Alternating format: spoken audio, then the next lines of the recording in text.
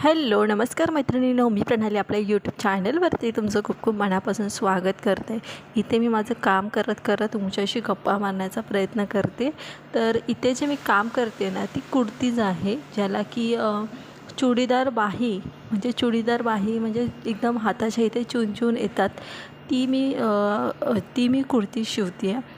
आणि म्हटलं की शिवता चला तुमच्याबरोबर मी गप्पाही मारेन की कशा पद्धतीने मी माझा टेलरिंगचा व्यवसायाचा स्टार्टअप केला होता, किंवा टेलरिंगचा बिझनेस करताना मला किती खर्च आला, किंवा किती वर्षापासून मी टेलरिंग व्यवसाय करते ह्याबद्दलचं आपण डिस्कस करणार आहोत.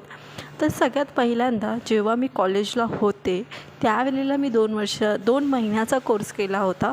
म्हणजे कॉलेजवरून जेव्हा मी यायची 4 वाजता, तर 4 ते 6 वाजेपर्यंत मी आणि माझी एक मैत्रीण टेलरिंग व्यवसाय म्हणजे शिवणकामाचा क्लास करायला गेलो होतो.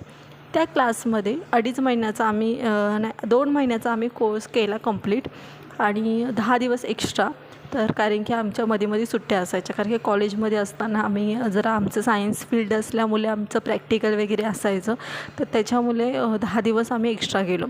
तर अशा पद्धतीने आम्ही आमचा शिवणकामाचा क्लास कंप्लीट केला. पण शिवणकाम झाल्याच्यानंतर माझं ग्रॅज्युएशन कंप्लीट झालं. ग्रॅज्युएशननंतर मी 2 वर्ष असा जॉब करत होते की तिथे फुल टाईम मला तिथे लक्ष द्यावं लागायचं. तिथे काहीच मला टेलरिंगच्या व्यवसायामध्ये इतकं लक्ष देता येत नव्हतं. पण माझं संध्याकाळी आल्याच्या नंतर काही ना काही गोष्टीचा प्रॅक्टिस चालूच असायचं. आज नाही उद्या कधी ना कधी आपल्याला त्या गोष्टी येतील, कारण की त्या गोष्टी प्रॅक्टिसनेच त्या गोष्टी चांगल्या होतात. कारण की आम्ही क्लासमध्ये शिकलो होतो ना, ते फक्त बेसिक गोष्ट होती, ती काय तिने ॲडव्हान्समध्ये आम्हाला काहीच शिकवली नव्हती.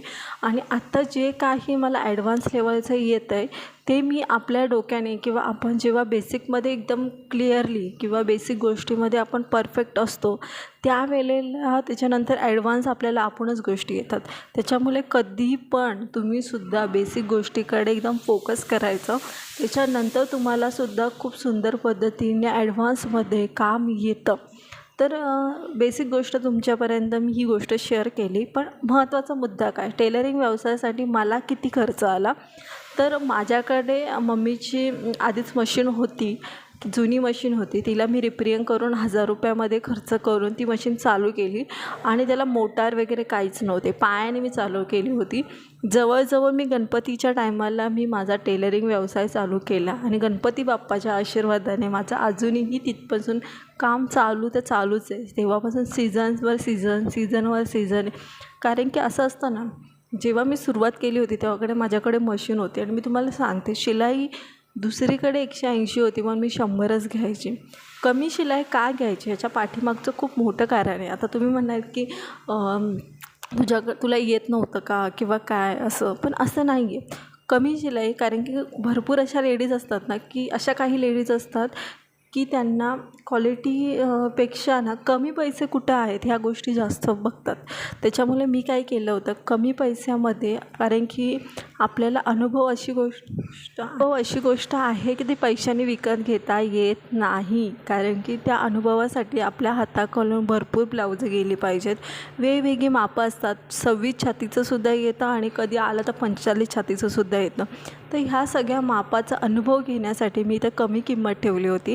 आणि तेच झालं, कमी किंमत म्हटलं की एक कस्टमर खूप सारे ब्लाऊज देत होती. मला अनुभव होत गेला. नंतर मी थोडी शिलाई वाढत गेली, जेव्हा माझा अनुभव एकदम दाणका होत गेला तेव्हा. आणि अशा पद्धतीने काय होतं ना, जेव्हा आपली माउथ पब्लिसिटी जास्त होते, कारण की कमी पैसे आणि परत चांगली क्वालिटी ह्या सगळ्या गोष्टीचं जर आपलं मिक्सिंग असेल तर खूप सुंदर पद्धतीने आपला बिझनेस चालू होतो.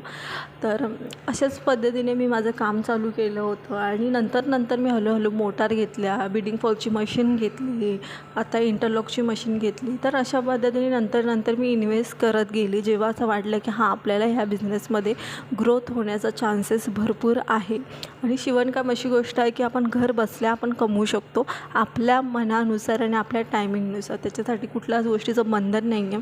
फक्त इतकंच की जेव्हा सीझन असतो त्या टायमाला आपल्याला जास्त लक्षपूर्वक काम करावं लागतं. तर इथे मी गप्पा मारत माझी कुर्तीज कंप्लीट झालेली आहे. तर धन्यवाद.